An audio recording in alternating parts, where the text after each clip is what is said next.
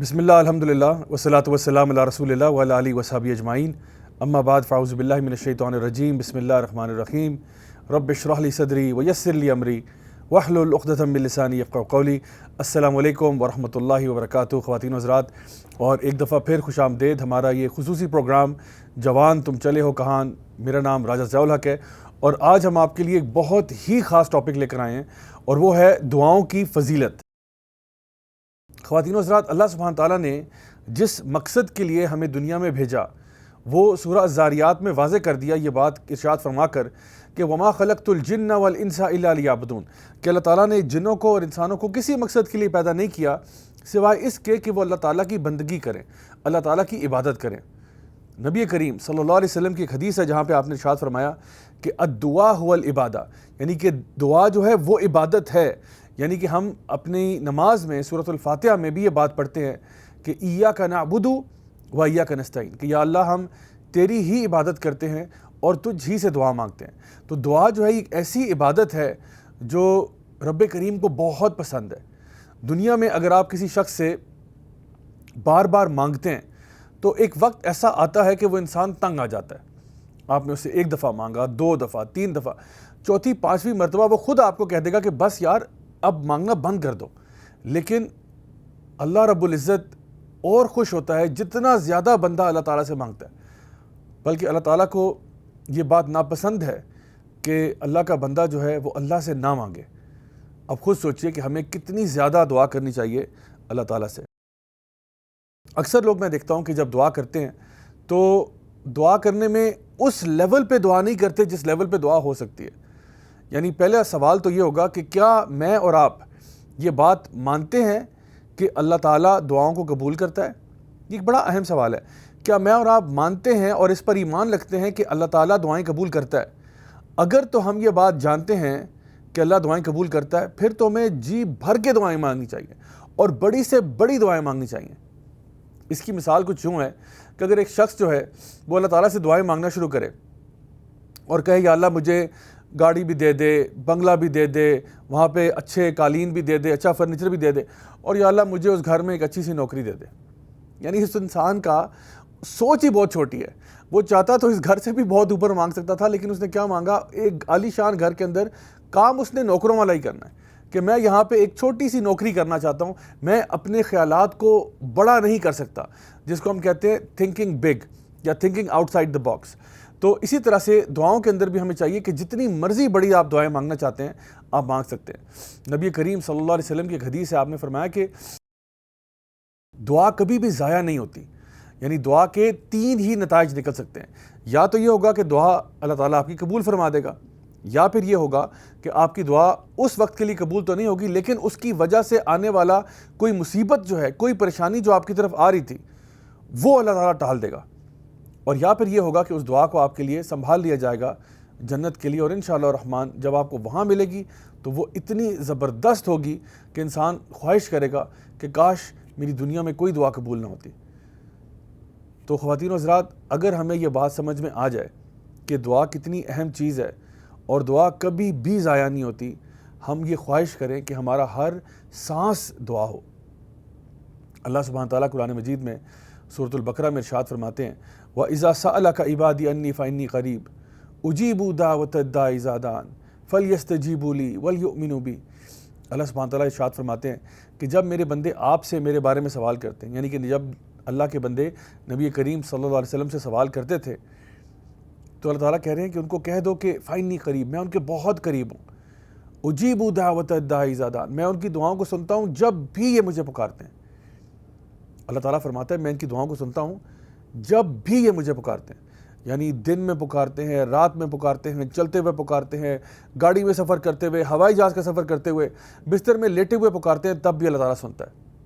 تو اللہ تعالیٰ فرماتے ہیں کہ فَلْيَسْتَجِيبُوا لِي وَلْيُؤْمِنُوا بِي، تو انہیں کہا کرو میری بھی سن لیا کریں، میں ان کی دعاؤں کو سنتا ہوں جب بھی یہ مجھے پکارتے ہیں۔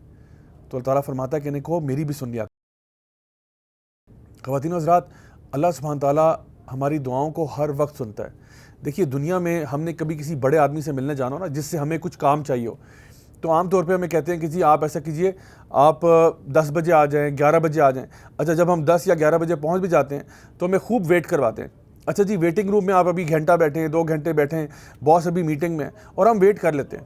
لیکن اللہ سبحانہ تعالیٰ کی ذات کی کیا ہی بات ہے کہ اللہ سبحانہ تعالیٰ ہر وقت ہماری دعا سنتا ہے. چاہے رات کے اندھیرے میں دعا مانگی جائے یا صبح کے 4 بجے دعا مانگی جائے، اللہ تعالیٰ ہمیشہ آپ کی دعا سنتا ہے. اور اس کے لیے آپ کو نہ کوئی اپوائنٹمنٹ چاہیے، نہ اللہ تعالیٰ کبھی آپ کو ٹال دیتا ہے یہ کہہ کر کہ بھئی ابھی مصروف ہوں. اللہ تعالیٰ ہر بندے کی ہر دعا سنتا ہے. لیکن اس کے ساتھ ایک چھوٹی سی شرط یہ ہے کہ ہمیں چاہیے کہ پھر ہم اللہ کی بھی سنا کریں.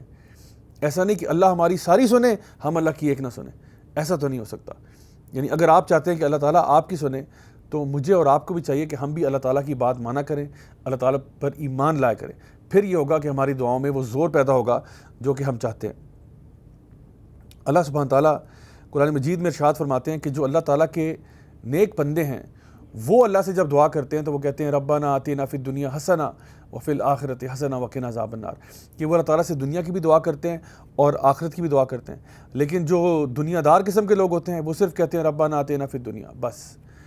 اللہ سبحانہ تعالیٰ سے جب ہم دونوں چیزیں مانگتے ہیں نا کہ یا اللہ ہمیں دنیا بھی دے اور آخرت بھی دے، تب جا کے انسان کو اصل فائدہ ہوتا ہے. اللہ تعالیٰ سے مانگو چاہے تمہارے جوتے کا تسمہ ہی کیوں نہ ہو. یعنی اللہ تعالیٰ سے چھوٹی سے چھوٹی چیز کی بھی دعا مانگی جا سکتی ہے. لیکن انسان کو چاہیے کہ ضرور اپنے دنیاوی چیزوں کے لیے دعا کرے، لیکن جو سب سے اہم چیزیں ہیں جیسے کہ ہدایت کی دعا کرنا. آپ کے پاس اگر $1 ملین بھی آ جائیں اور آپ کے پاس ہدایت نہ ہو تو یقین جانیے آپ کے پاس کچھ نہیں ہے. دنیا تو شاید آپ کو مل جائے گی لیکن آخرت میں کوئی حصہ نہیں ہوگا. تو اللہ تعالیٰ سے دونوں کی دعا مانگنی چاہیے. ربنا آتنا فی الدنیا حسنہ وفی الآخرۃ حسنہ وقنا عذاب النار. اکثر میں دیکھتا ہوں کہ جو لوگ دین کی طرف آتے بھی ہیں وہ صرف اسی لیے آتے ہیں کہ تھوڑے عرصے کے لیے ان کو کوئی پرابلم تھا لائف میں جو کہ وہ دعاؤں یا وظیفوں کے ذریعے دور کرنا چاہتے تھے. اکثر لوگ جو میرے پاس بھی آتے ہیں پوچھنے کے لیے کہ جی آج کل یہ پرابلم ہے، جی جاب میں ہمیں جو ہے نا ترقی نہیں ہو رہی، یا نئی جاب ڈھونڈنا چاہ رہے ہیں مل نہیں رہی ہے، یا ہمارا بزنس آگے بڑھ نہیں رہا، یا ہم بچوں کی شادی کرانا چاہ رہے ہیں شادی نہیں ہو رہی، یا بچہ ایگزام میں فیل ہو رہا ہے. تو وہ ہمیشہ کہتے ہیں جی اس کے لیے مجھے باہر نکالنے کے لیے نہ کوئی دعا بتائیں کہ جو میں یہ پڑھوں تو پھر میں یہاں سے باہر نکل آؤں.